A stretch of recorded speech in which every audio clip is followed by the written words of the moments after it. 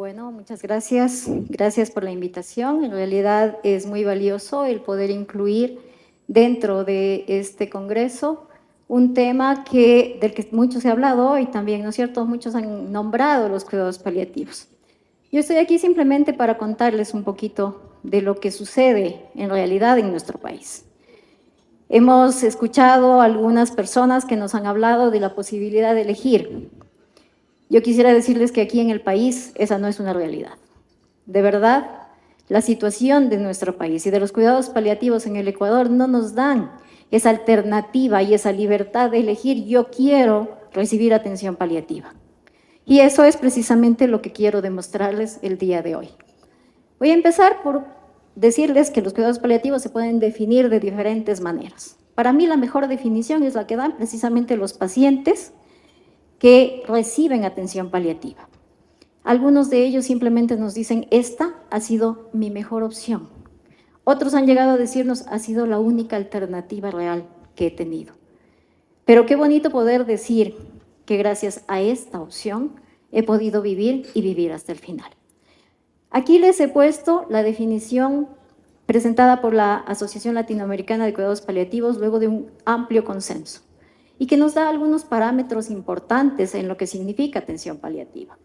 Una de esas cosas, de las más importantes, es precisamente el hablar de una modalidad, de una especialidad médica que tiene una modalidad diferente de atención de aquella a la que estamos acostumbrados.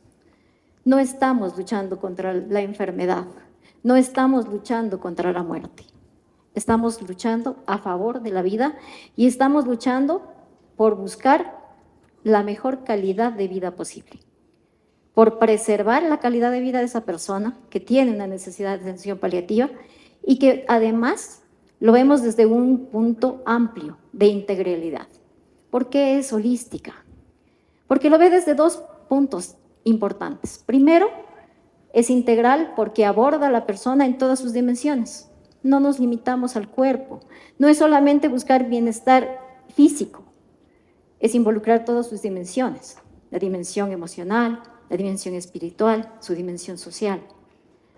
Pero además reconocemos que cada persona es parte de un contexto. Estoy aquí para decirles que esto es una necesidad. No se trata de que algunas personas podrían escogerla. Veamos qué es lo que nos dicen las estadísticas en realidad. ¿Cuántas personas en el mundo necesitan atención paliativa? Se calcula que el 1.5% de la población mundial requiere atención paliativa. No estamos hablando de unos pocos. Si lo vemos un poco más cerca, de los pacientes que son atendidos en las unidades de atención primaria, hablemos de subcentros, hablemos de dispensarios, hablemos de aquellos sitios rurales, alejados de todas las ciudades. Se calcula que 20 personas por año son pacientes con necesidades paliativas. Parecería poco, pero si estamos hablando de una comunidad, recordemos que una persona que tiene una necesidad de atención paliativa es una persona que porta una enfermedad grave, avanzada, ¿sí? Con poca o ninguna expectativa de curación y que está formando parte de una familia y que por lo tanto al menos estamos hablando de 5 personas más involucradas con ese enfermo. Estamos hablando de 20 familias. Estamos hablando de una comunidad. Estamos hablando de una cantidad importante de personas que necesitan esta atención y que no la tienen. Si lo vemos dentro de el cálculo en un hospital de agudos, cualquiera de los hospitales de esta misma ciudad, el 35% de los pacientes que acuden a estas instituciones tienen necesidades paliativas. ¿Qué significa esto? 3 de cada 10. ¿Ustedes han ido alguna vez a la consulta del IES, por ejemplo? ¿A algún hospital público? ¿Se han fijado en la cantidad de personas que hay ahí? 3 de cada 10 personas que están allí necesitan atención paliativa. Veamos qué pasa en las instituciones. ¿Qué sucede con nuestros ancianos que están institucionalizados? Hasta el 70% de las personas que están institucionalizadas necesitan atención paliativa. Entonces no estamos hablando del ejercicio de la autonomía permite que una persona elija entre eutanasia y cuidados paliativos. De verdad, ¿ustedes creen que se puede elegir cuando esta es la cobertura en el país? Cuando 97 de cada 100 personas que necesitan atención paliativa no tienen acceso, ¿realmente se puede elegir? ¿Estamos dando un trato igualitario, homogéneo? ¿Estamos dando a las personas de verdad una alternativa? ¿O le estamos empujando a tomar una decisión más fácil? Y eso solamente hablando desde la cobertura. ¿Cuántos pacientes pueden acceder a una atención paliativa? ¿Cuántos servicios realmente de atención paliativa organizados, estructurados, existen en el país? Pero vayamos más allá, porque yo creo que la vida es tan valiosa que no nos podemos quedar solamente en el acceso. Necesitamos también ocuparnos de la calidad de atención paliativa. De ese 3.5%, digamos 4% de cobertura que tenemos, ¿qué porcentaje es una atención integral? ¿Qué porcentaje es una atención que cubre todas las necesidades del enfermo y de su familia? ¿Cuántos son? ¿Llegaremos a un 2% tal vez? ¿Y qué pasa con los 98 restantes de cada 100? ¿Qué sucede en realidad con ellos? ¿Estamos hablando de libertad allí? ¿Pueden ejercer su autonomía? ¿Cuáles son los requisitos fundamentales para incorporar a los cuidados paliativos dentro del Sistema Nacional de Salud? Les he traído este cuadro, este dibujo en realidad, que nos habla de 3 elementos básicos con una cobertura que es precisamente ese paraguas, ¿no? La política nacional. ¿Cuáles son estos elementos indispensables? La primera cosa es la disponibilidad de fármacos, entre ellos los opioides, sí, porque los opioides son una herramienta farmacológica que nos ayuda mucho a control de síntomas. Y evidentemente, uno de los ejes de la atención paliativa es el control de síntomas molestos. ¿Cómo estamos con esta situación en el país? El consumo per cápita de morfina es un indicador de calidad de atención sanitaria en el mundo. El consumo promedio mundial es de 32 miligramos per cápita. El consumo en la región, en Latinoamérica, estos 3 elementos no podrían avanzar si no tenemos esta cobertura, ese paraguas, la política del Plan Nacional de Cuidados Paliativos. Pero no basta con que esa política se firme, es necesario que se ejecute. Y aquí viene el quehacer de cada uno de todos, independientemente de cuál es la postura en la que nos encontramos. Todos podemos colaborar, desde donde estemos, desde cualquier profesión que ejerzamos, desde el solo hecho de reconocer que tenemos el derecho a una atención paliativa si la necesitamos. Un derecho que no se conoce es un derecho que no se exige, que no se ejerce. Por lo tanto, el solo hecho de saber que tenemos derecho a recibir atención ya puede cambiar las cosas.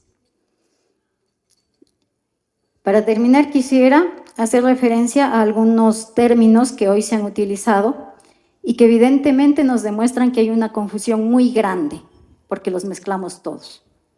El primero es el criterio de proporcionalidad. ¿Qué significa ser proporcionado? Yo creo que este es el criterio eje de los cuidados paliativos. Ser proporcionado significa darle a cada persona lo que requiere, no más y no menos, porque es igual de negligente dar un tratamiento que es innecesario y que incluso puede resultar perjudicial para el paciente, como no dar alguno que sí necesita y que sí le es útil o que sí le beneficia. Exactamente igual de negligente. Entonces, ser proporcionado significa dar a cada enfermo en ese momento aquellas medidas, tanto diagnósticas cuanto terapéuticas, que le sean útiles, que le beneficien, que realmente le ayudan. Eso significa que no es correcto, no es ético el utilizar todo lo disponible. Aquí no se trata de que técnicamente tengamos capacidad.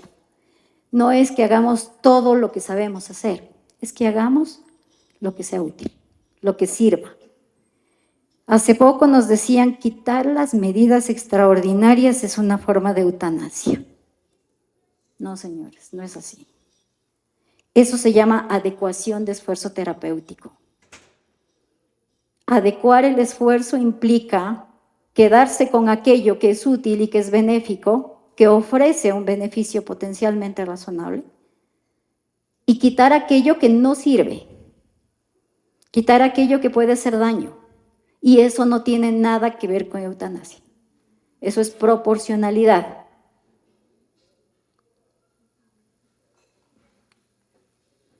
Y aquí ya habíamos visto también en la mañana, este es un cuadrito que simplemente nos trata de diferenciar con claridad lo que significa sedación paliativa y lo que es la eutanasia. En todo el proceso, su intención, su objetivo y su significado ético. La sedación paliativa es un recurso dentro de los cuidados paliativos. Significa el uso deliberado, intencionado, de medicamentos en dosis exactas, mínimas, necesarias para lograr el control de síntomas refractarios, es decir, síntomas que no han respondido a medidas regulares. Y lamentablemente, muchas de las personas que solicitan eutanasia tienen una confusión absoluta, porque cuando nosotros les preguntamos, ¿y exactamente qué es lo que quieres? La respuesta no suele ser, quiero morirme. Quiero no sentir lo que estoy viviendo, lo que sé que me va a pasar. Lo que sucede, por ejemplo, en pacientes, como el caso al que hoy se ha hecho referencia, de la esclerosis lateral amiotrófica, sabemos que progresa, que da insuficiencia respiratoria, y obviamente nadie quiere morir ahogado, ¿no? Y eso causa temor, eso causa miedo. La sedación paliativa es una alternativa válida en ese contexto, porque nos permite bajar el nivel de conciencia de una persona tanto como sea necesario, no más, solo lo indispensable. Es decir, no existe una fórmula, ¿no? No es que a todos les ponemos lo mismo. Se requiere de un proceso en el que se va buscando la dosis apropiada para ese paciente en ese momento. ¿En qué consiste entonces esto? ¿Es semejante a la eutanasia? No, el objetivo no es matar a nadie. Nuestro objetivo es controlar un síntoma. Entonces, lamentablemente, ya hemos podido ver incluso algunos casos que son de conocimiento mundial, en el que en realidad el proceso que se aplica es una sedación paliativa.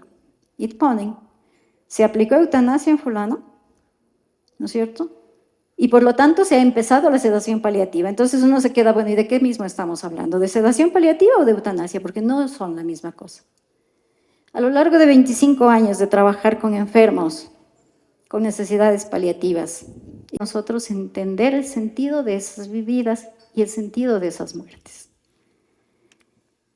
Para terminar, quería decirles esto, nuestro trabajo en muchos casos empieza cuando todos los demás se han dado por vencidos, cuando todos les han dicho no hay nada que hacer, cuando todas las puertas se han cerrado. Y aunque esta puerta que ustedes ven aquí, que corresponde al Hospicio San Camilo, parecería estar cerrada, basta con acercarse para que se abra y acoja a las personas que lo necesitan. Esos son los cuidados paliativos.